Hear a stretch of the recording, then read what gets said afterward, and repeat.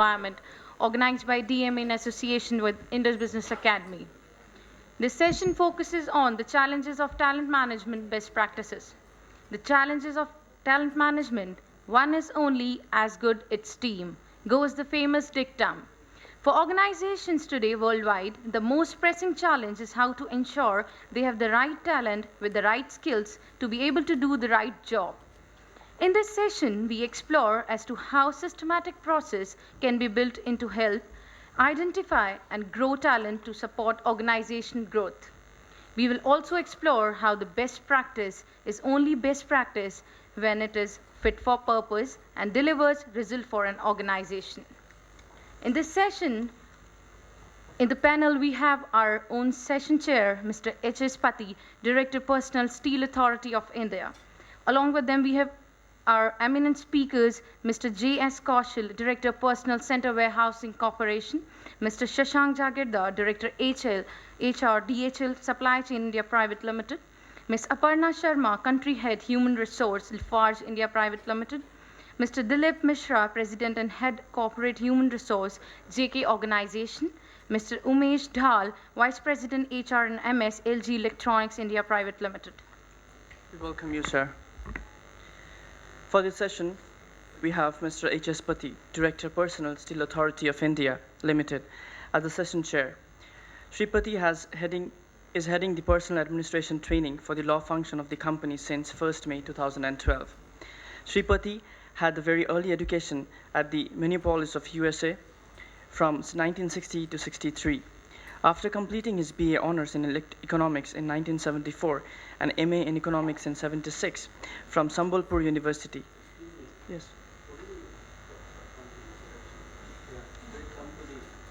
Okay. Yeah, sure. I would request you to please come and address the audience. Thank you.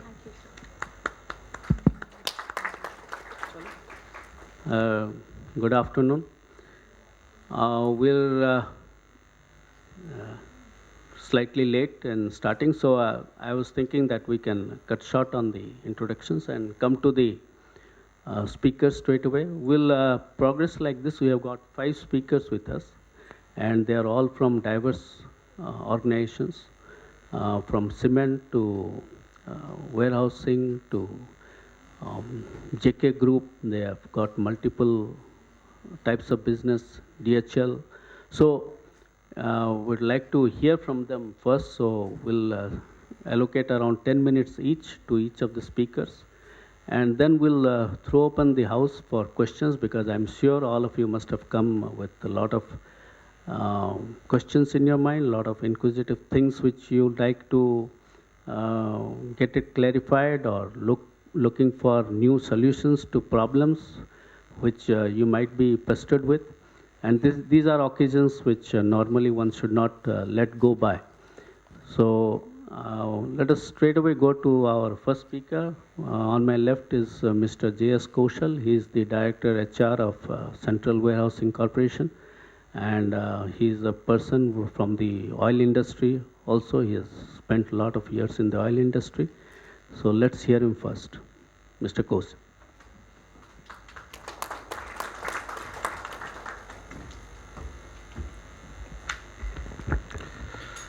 Good afternoon, everybody. Mr. H.S. Pati, who is chairing this session, my co-panelist, my managing director, Mr. Patnaik, he was just there in the earlier session, and friends from HR, different professionals from different companies. Personnel department, HR group in a company is given a very important task, and in case we see that what exactly we do, talent management is very, very important. We have some people, we recruit some people. Whatever we are having, we want to groom them to occupy positions. Whatever we are recruiting, we want to retain them, then groom them.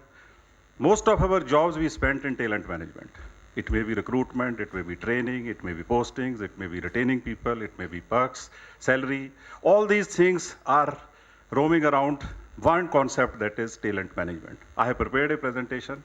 Time is short, so I'll not spend more time. I'll go straight away to my structured presentation. First thing, purpose of talent management is to ensure that right supply of talented workforce is ready to realize the strategic goals of the organization both today and in future. Organizations' effort to attract, select, develop, and retain key talented employees in key strategic positions. This is basically the definition or concept, whatever you call it. It is very clear that organization's effort, HR group's effort, personnel department's effort is to attract, select, develop, and retain key talented employees. Key positions, people are groomed for that, and in case you are able to do it, you are successful, organization is benefited, employees are benefited. Now this is a time where employees should grow and organization should grow, and it should be a happy, happy situation. Talent management includes recruiting, performance management, EPMS, becoming very important these days, maximizing employees' potential, managing their strengths and developing, retaining people with desired skills and aptitude. Mr. Patnaik was mentioning that at the senior level, in case you lose a person, it is a big loss because you have groomed him to retain senior people, to retain professionals, to retain people who are having aptitude and skills is very, very important for the organization. For that, we have to make efforts, and that is what HR department is normally doing. What is talent? Talent is the sum of a person's abilities, his or her gifts, skills, knowledge, experience, intelligence, judgment, attitude, character, drive, his or her ability to learn and grow. Last sentence is very important. All other things are part of personality, but last one is very important, ability to learn and grow. In case you see that a person is having this, it is very important that that person should be retained and should be groomed, should be developed to take a senior position in the organization. Why organization need talent management? To compete effectively in a complex and dynamic environment to achieve sustainable growth. Very, very important for the organization. To develop leaders for tomorrow from within an organization. From within an organization. In case you need your directors or general managers or CMDs from outside, that is the deficiency in the organization. You should groom your people to occupy senior positions falling vacant, people getting ready, occupying those positions is a very good situation, and that is what we are saying here. To maximize employees' performance as a unique source of competitive advantage, to empower employees, cut down on high turnover rates, reduce the cost of constantly hiring new employees. Very difficult. Recruitment is a costly proposition. First of all, lot of finance, lot of money is involved. And another thing is you do not know what type of person will come. Your own employees, you know their strengths, you know their weaknesses, you know in which direction they will go. But a person to whom you are going to recruit, you are not sure that which direction they will move. Besides specific elements of their creed, the talent strategy of all high-performing organizations should have these directives. Identify key positions. I'll just read this because time is short. Identify key positions, assess your employees and identify the high performers, retain key positions backups, make appropriate investments, select, train, develop, and reward. I'm just reading it because time is short, otherwise I could have discussed everything.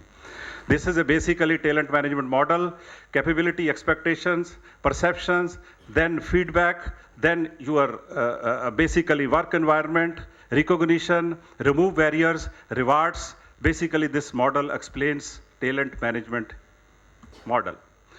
Talent management model expectations for the future. Businesses should identify job roles. Very, very important. In the organization, roles should be defined. Specific objectives, competencies, mapping. Competency mapping is becoming very important these days. So this is a part of talent management, and this is what we are saying here. Capabilities to meet the expectations in work environment, managerial support, reward and recognition, removing barriers, then feedback system, focus, to keep on track and develop. Now, environment in the organization also plays a very important role. Normally people say that you leave your boss, not the organization. Culture in the organization. What type of culture you are having? The way you behave, the way you talk to the employees, the way you deal with the employees is also very important. And that is what work environment issue is here, that managerial support is required, reward and recognition is required. Of course, monetary benefits are important, but not that important these days. Other factors have taken over, and other factors are also important. Rewards and recognition and removing barriers. Challenges. Basically, organizations are facing these Recruiting talent. Recruitment, you can go ahead. But what type of person will come? Will he suit to your requirement? You are not never sure about this. Plenty of people are available in the field, but there is the type of people you need. That is what is skilled. A lot of people are available. Unemployment is there. So many people will apply. But exactly whatever role you are having, whatever responsibility you will give, will that person fit in that role? That is very, very important. Recruiting talent, training and development is becoming very important after recruitment. Then retaining talent, of course, developing leadership talent, creating talented ethical culture. This is also very, very important now. Recruiting talent, this is definition is given. I'll not read the whole thing because only 10 minutes are given to me. Recruiting talent. You focus on whatever thing. Okay, I'll focus. The recent economic downturn saw job cuts globally, but at the same time, as I said earlier, that the type of people you need, whether those people are available, that is to match your requirement with the talent available. That matching is very, very important in recruiting talent, training and development talent. Downturn has opened the eyes of organization to new models of employment, part-time, temporary, contract labor. All these people are there now. What is more, a big challenge is increasing the stake of these people in the work, giving them training, grooming them. That is very, very important. Retaining talent, as I said earlier, is very, very important. You lose a person, it is a loss for the organization. Organizations focus on reducing employees' overheads and sacking them who are unessential in the shorter run, but in the long run, this is not a good practice. It gives a lot of negative feelings among the employees. That thing should be avoided. Retaining talent, in case you can retain these people to occupy higher positions, that is the ideal situation. Developing leadership talent. Leadership in action means an ability to take up the crisis situation, extract certainly out of uncertainty, set goals and driving change to ensure that the momentum is not lost, identifying people from within the organization. This has already been covered. Creating talented ethical culture, setting standards for ethical behavior, increasing transparency, reducing complexities, and developing a culture of reward and appreciation are still more challenges and opportunities for talent management. Two things I'll say that HR basically as a function is becoming important day by day. Earlier speakers also were saying now HR total thing has shifted. When we had joined this profession 35 years back, HR was basically a time management, industry relations, facing unions, canteen management, and other things. But now it has become a part of the total business process. Organizations need. This department has become very important. This function has become very important.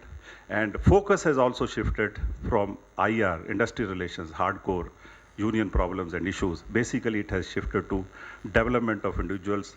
Employees grow, organizations grow. Both have to align with each other, and it should be a win-win situation. Thank you very much. Thank you, Mr. Kosal. Now let's come to one of our private sector companions. We have Aparna Sharma.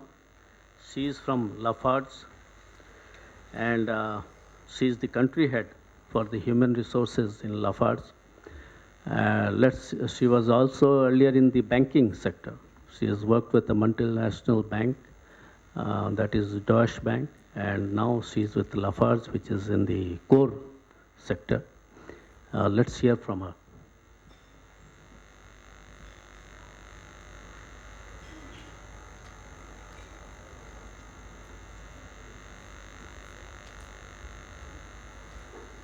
So either I have to really stand on my toes to be able to see everyone, or I have to peek from the side.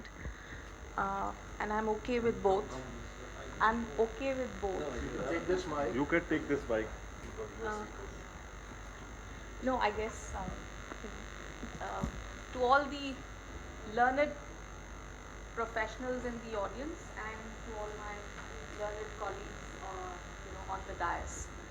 So the idea was not to share a presentation with you, but I thought what would be interesting is to share a few perspectives in the context of the topic that has been given, which is the challenges of talent management, and probably talk a little about some best practices. Obviously, this is a panel discussion, so it's okay. Obviously, this is a panel discussion, so what will happen is that we will look forward to questions from you, and it probably needs to be more interactive than knowledge sharing one way, because like I said, learned professionals, there's as much to learn from you as much that there is to share from all of us. So I would not like to get into the definition that has been shared by the previous speaker, and we all are aware because we are professionals. What is interesting to me that I was thinking about how to relate this topic to mythology, and what struck me was our two great epics, Ramayana and Mahabharata. All right, so King Dashrath's decision, to retire and take a back seat when Lord Ram comes back with lovely Sita, and he is given the throne. I mean, after the he's crowned and so on, after the Vanvas and so on. So the king stepped down and made way for the next generation. All right, that's the parallel that I'm trying to draw. On the other hand, in Mahabharata,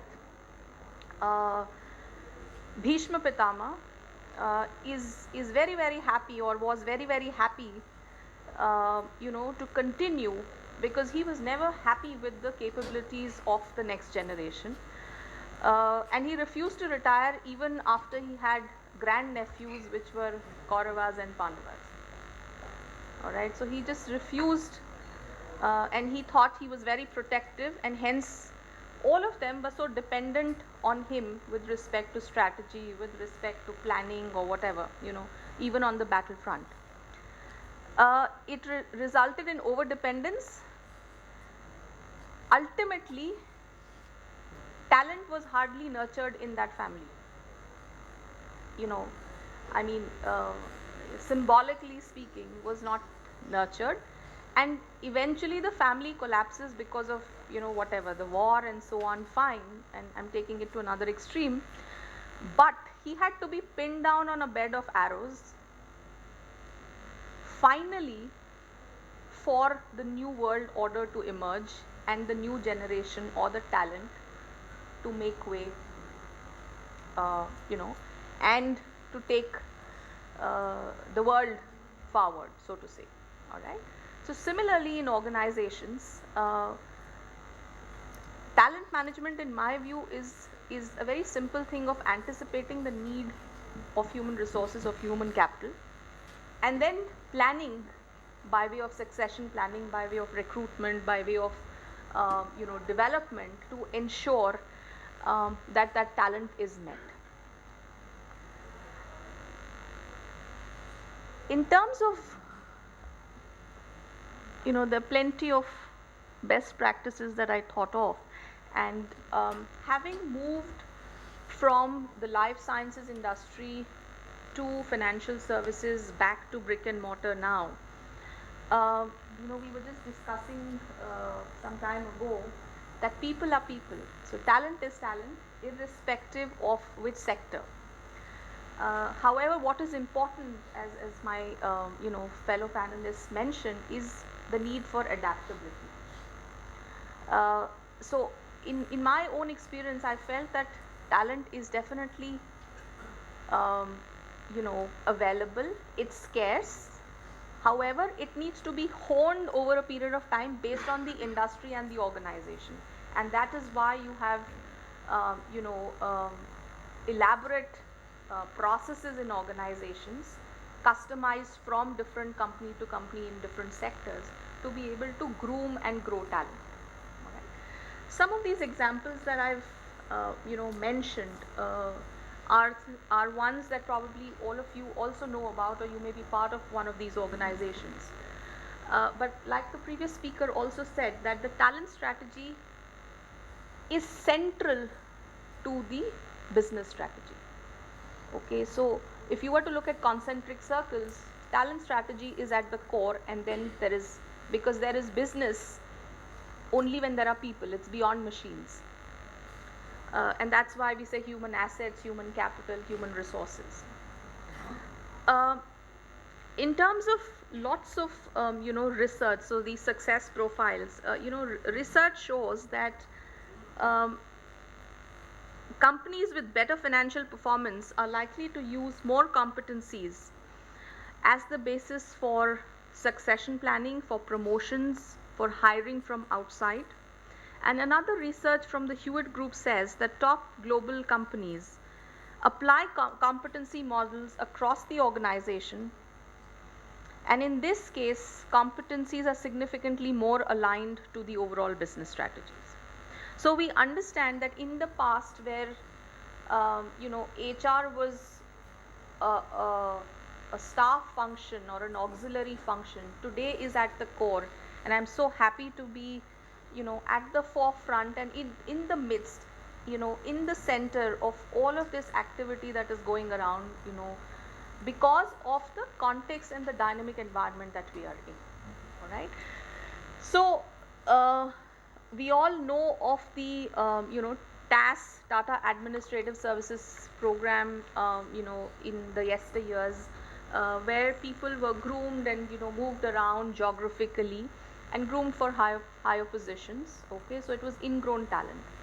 Similarly, it is not necessary only for people from premium B schools and so on. Tata Motors as an organization has a fast track program when they hire GETs or DETs, diploma engineer trainees and management trainees, and they groom, they hire these people at a certain level. However, they invest in an assessment center at the end of 1 year to see how these people have learned the business, the ropes of the business, and then basis that they chalk out a career path. So this is something which is very exemplary with respect to the Tata Group. 2 examples. Aditya Birla Group, I have a lot of respect for a lot of practices that they have, and what is interesting here is 2 things, especially in the retail business. The CEO spends a lot of time, he spends a disproportionate amount of time trying to engage with talent, and the biggest KPI that he has is that he is the one who's responsible to take care of attrition in the organization. So it's not saying HR has to do something about arresting attrition in the organization, but it is the CEO's responsibility. It's part of, it's number 1 on his KPI to look at attrition and how to make the atmosphere, because we all know that the retail industry obviously has a lot of challenges in terms of availability of people and people moving very often because of lots of opportunities. The second notable practice that they have is the global manufacturing leadership program. So they pick up people from bright spots in the junior management, in the middle management, and groom people through a very rigorous process and program across their manufacturing locations depending on which business, and that's why it's a global leadership program. Having worked for a bank as well, what I like about Bankem's process was they don't spread their resources too thin. Okay, it's not democracy that okay, we have X amount of budget and we have to develop everyone in the organization. What they say is you have to be able to assess people and then say, where is it that I'm going to get maximum returns in once I invest in this person's development. All right. So they make that differentiation, and which means that the assessment process is very robust. All right. When you're able to assess, separate the wheat from the chaff, figuratively, that's the time they look at the fact that we don't spread our resources thin, but we focus those limited resources, because in times which are difficult, what you have is training budgets get cut, HR budget 5%, 10% cut, is aam baat these days, right? So we all are working under those conditions.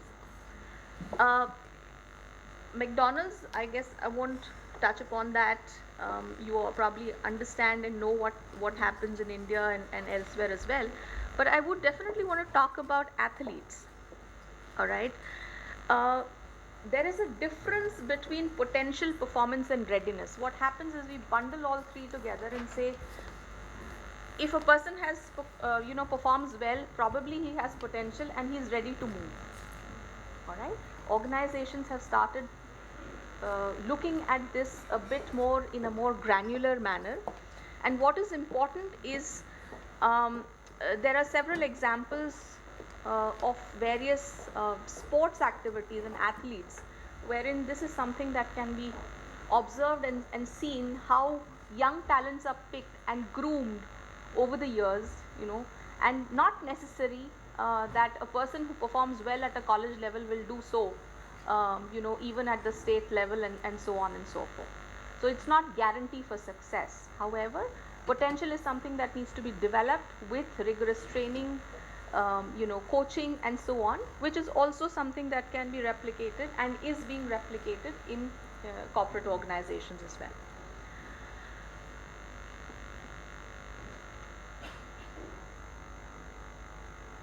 I'm a born optimist. However, what is important for us to understand is we need to be cognizant. Okay, so when we are designing or refining our processes, these are some things that we need to be conscious of, that if not done well, could derail the process, and then it just becomes a ritual more than and lip service more than actually the spirit behind it. Leadership commitment, I'm sure other colleagues will talk about it as well. A disciplined approach in terms of follow up and closing the loop on actionables. Expectation management, and it's great to be a coach and a mentor, but you have the time to be able to invest in that person, and if you have 10 such people, you also have a job to do, so that's not the primary role that you have. Assessing potential, I just talked about. Alignment, as I said, it's concentric and it's right in the center. And then rewards, very important to look at a total reward concept rather than the traditional approach, in the way we used to approach awards in the past. Final words, and the thank you is embedded in there, but what is more important is the picture that you see, and this is very striking. This means a lot of things to me, because when I reflect on my childhood, I was very intrigued, by people in circus who used to do the tightrope walk, and somebody who is in charge of that gymnastic entire thing actually spots talent very young and early on, very nimble to be able to do that, and gets that person to be trained over a period of time. And there is also always a safety net initially when the person is training. All right, so one is spotting the talent early on. The second is the safety net, and the third is obviously the coaching and the practice over the years.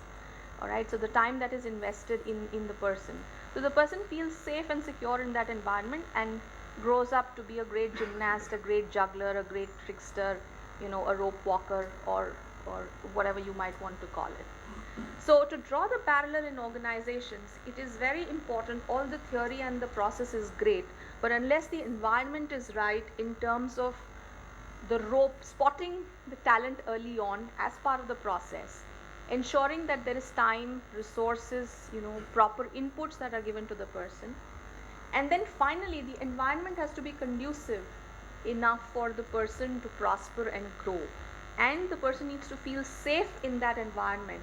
The organization has a safety net to say, it's also okay